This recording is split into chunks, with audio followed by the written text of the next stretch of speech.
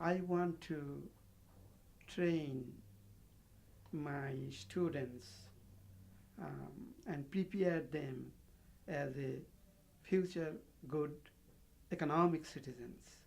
That's the motivation that brought me in the teaching professions. I want them to train, learn how the economic world goes on. That's the basic purpose of that. Um, my feeling is that they can be, after they take the courses and after they graduate, they will be able to explain the real economic world with the sophisticated the tools, economic tools, that's math, then table, and then the graphs. They can use it to explain the real world economic issues to others. So basically we train them how to have, economics is nothing but a common sense, but how we can explain with the basic economic tools, which is the principal level is the graph and the table, and the advanced course is really calculus and mathematics. How we can apply this in explaining and the real world things. For example, in the last class I was talking to my students that every dollar you spend in the domestic economy, it will create a multiple impact. But if the economy is open economy, do you spend same $1, will it create the same multiple impact? So to understand that, one student said, well, world economy will have more multiple impact. I said, no, here is the math. We can see that, and the basic way we can see that every dollar you spend in a domestic economy, if it is closed, it will create more multiple impact. But if you are taking world economy, because part of your spending will go buying the foreign goods, so it will reduce the multiplied impact of the open economy. So math is the good way. So where can you show us? So we showed that here is the denominator is getting bigger. So how they can know it. So math, economic tools, math is an important economic tool, to explain that things. Actually, these questions, how we can have a greater impact on the students community or outside community, is that, remember, we as a teachers, we not only teach in the class, and we deliver the message of our field through our writings. So publication is an important tool. So, in the university level, it is said that either publish or perish. So through our publications, we can have a greater impact, as well as through our engaged learning with the students. Remember, we don't just give lectures in the class. We maintain office hour, and outside the office hour, we also discuss many issues with our students. For example, today I was talking with our students that I give the feedback in the quizzes. Did you get it? And the policies that was set, you should get the feedback in order to have a greater impact of our teaching. So some students said, no, we didn't get it. So we sit together then, we discuss this issue. So thereby, through discussing, through lecturing, and through writings published in a reputed journal, you have better impact on better impact of your learnings to the other communities, the students, to fellow colleagues, and fellow researchers.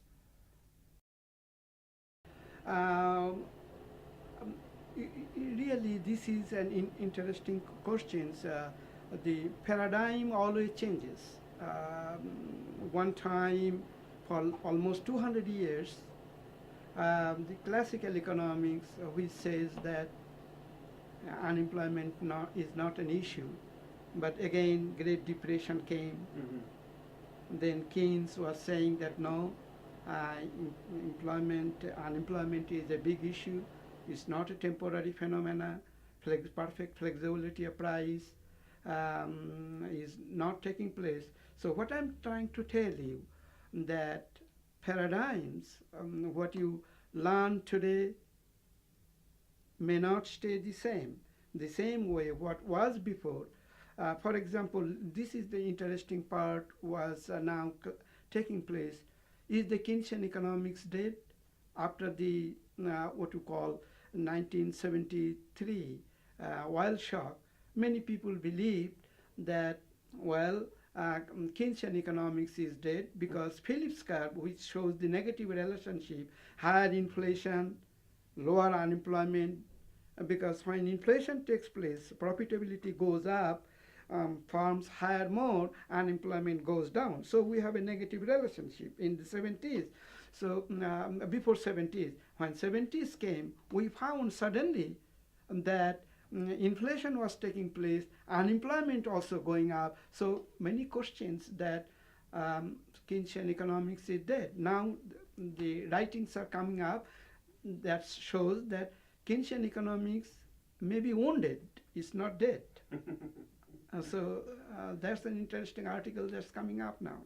That was in 70s when the oil shock came into effect, supply curve shifted to the left and we have a stagflation. And so both inflation and unemployment increases. So the theory that we have been talking, particularly the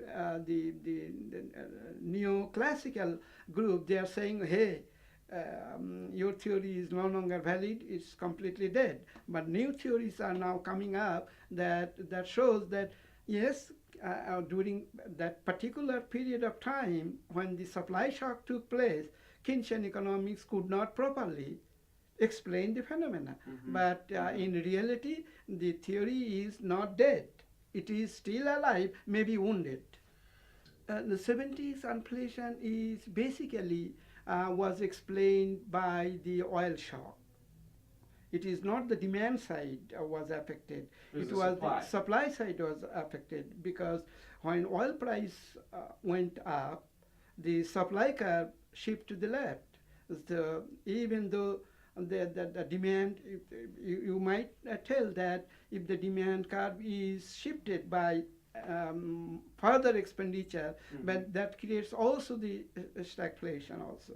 We are talking about basically the stagflation took place because of supply curve shifting, not because of the demand curve shifting. Is that and one thing we should always make a note over here: Keynesian economics is basically was born in the womb of Great Depression.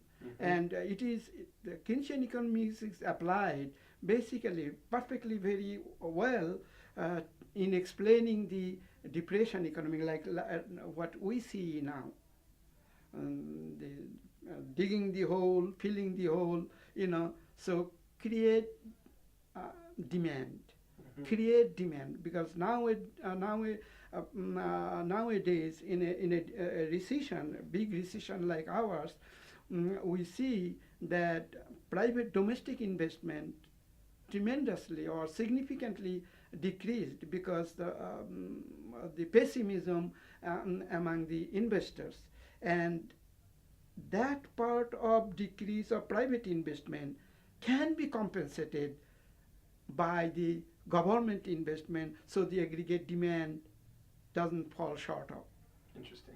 So that can create more job, can push the economic growth. The stimulus is small or big, can be ascertained in one way.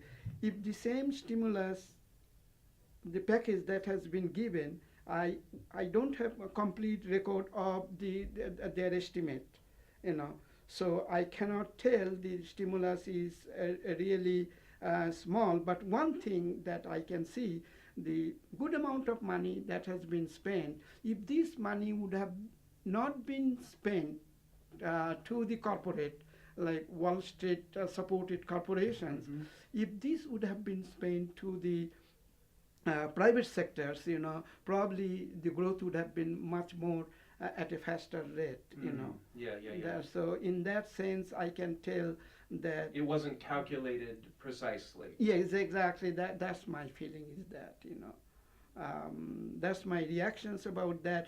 Good amount of money is being spent on the corporations, on the banks, These banks did not cooperate Right. by providing loans. Because they didn't, there Yeah. was no strings attached, was the Yeah, problem. exactly. That is the so it is not probably the inadequacy of spending, but it is not carefully designated.